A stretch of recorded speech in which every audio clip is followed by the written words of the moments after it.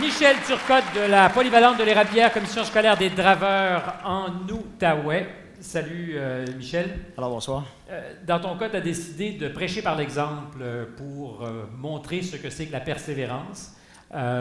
Ceux qui, dans la salle, ne te connaissent pas depuis longtemps ne pourraient pas savoir pourquoi. Alors, si on s'était croisés il y a 2 ou 3 ans, est-ce que je ne me trompe pas? Il y a 1 an et demi. Là. 1 an et demi. On t'aurait vu avec 150 livres de plus sur le corps, c'est ça? Oui, effectivement, 150 livres de plus. J'ai perdu ça en 10 mois avec l'émission Maigrir pour gagner. Alors, avec Chantal Lacroix. Je me suis rendu finaliste aussi dans cette émission-là, mais c'est un défi personnel. Je me voyais pas gros. Du jour au lendemain, je me suis vu gros sur une photo au Mexique. J'ai dit, c'est qui ce gros-là? Et ma femme m'a fait réaliser que c'était moi. Là. Je dis, écoute, là, ça fonctionne pas. Quand je vais retourner au Québec, je vais me prendre en main. Là. Et je me dis, comme prof, si moi j'ai appris à manger, j'ai appris à savoir c'est quoi des calories, j'ai appris à bouger à 40 ans, je me dis, les jeunes sont capables de le faire. Peu importe la matière, s'ils décident de se prendre en main un jour puis d'y croire que je suis capable, je veux le faire, je vais le faire, ça se fait, là. Bien, justement, on parle beaucoup de persévérance. Puis dans toutes les écoles du Québec, dans toutes les écoles du monde, il y a évidemment des étudiants pour lesquels c'est pas un problème, mais il y en a où la persévérance est un enjeu. Quand on peut dire, regardez, moi, je me suis pris en main. J'avais un enjeu, j'ai la photo avant, j'ai la photo après.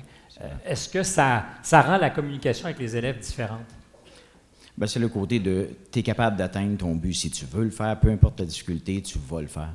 Tant que tu t'en rends compte que tu as une difficulté et que tu as décidé de te prendre en main, ça va fonctionner. La journée que tu vas le réaliser, tant que ça vient de toi, c'est comme arrêter de fumer, finalement, il faut que ce soit toi qui prennes la décision. Là. Mais c'est pas tout comme prof. Tu as aussi choisi de faire en sorte que le matériel, la fourniture scolaire coûte moins cher pour tout le monde en créant la coop. Absolument.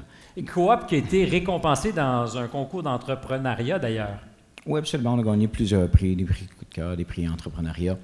Moi, l'idée, là, c'est... J'enseigne les maths. Puis les maths, c'est pas vraiment toujours facile pour un jeune. Puis on le voit ici, il y a des gens aussi qui se sont manifestés disant hey, les maths, c'est peut-être pas en fait, c'est toujours plus concret quand on sait ce qu'on épargne sur nos achats. Là, les maths deviennent intéressantes. C'est ça ma vision. Leur emmener la façon de voir les maths, leur transmettre ma passion des maths pour qu'ils aient le goût de revenir dans ma classe, qui sentent que c'est pas juste un cours magistral en avant, qui sentent que ce soit « Hey, je vais apprendre quelque chose dans la vraie vie, ça va me servir à quoi? » Donc, entre autres, j'ai décidé de partir le projet de coop.